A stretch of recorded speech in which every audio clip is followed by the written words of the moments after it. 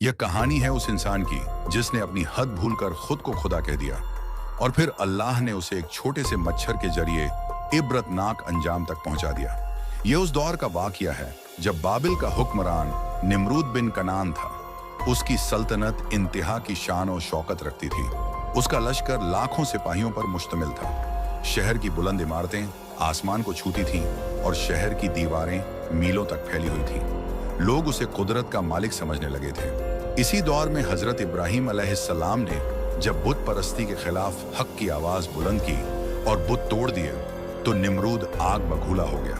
उसने हुक्म दिया कि इब्राहीम को जिंदा जला दिया जाए। महीनों तक लकड़ियां जमा की गईं। इतनी बड़ी आग तैयार की गई कि उसकी लपटें आसमान से बातें कर रही थीं। एक अजीम मंजनीक बनाई गई और हजरत इब्राहीम अलैहिस्सलाम को उसमें बांधकर आग के समंदर में फेंक दिया गया।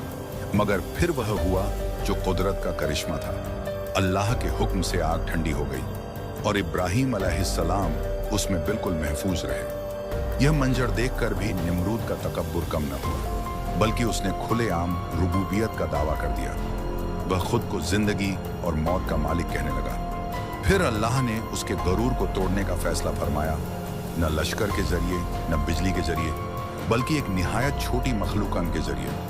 शाम के वक्त एक मच्छर निमरूद के करीब आया और उसकी नाक के रास्ते अंदर दाखिल हो गया। धीरे धीरे वह दिमाग की नस तक पहुंच गया और वहां काटना शुरू कर दिया। दर्द ऐसा था जो बयान से बाहर था। दिन गुजरते गए, दर्द बढ़ता गया।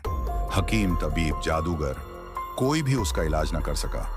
निमरूद अपना ताज ओ तख्त छोड़कर जमीन पर लौटने लगा। कभी चीखता, कभी रोता।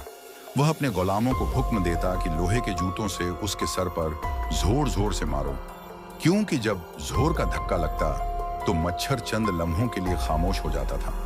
यह अजाब दिन और रात जारी रहा। साल गुजरते गए, जिस्म कमजोर होता चला गया, आंखें धंस गईं, चीखों से महल गूंजता रहता। वह जो खुद को खुदा समझता था, अब एक छोटी मखलूकन के रहम व करम पर था। आखिरकार अल्लाह ने उसी मच्छर के जरिए निमरूद को हलाक कर दिया। दुनिया का सबसे बड़ा मुतकब्बिर एक छोटे से कीड़े के हाथों जिल्लत भरी मौत मर गया।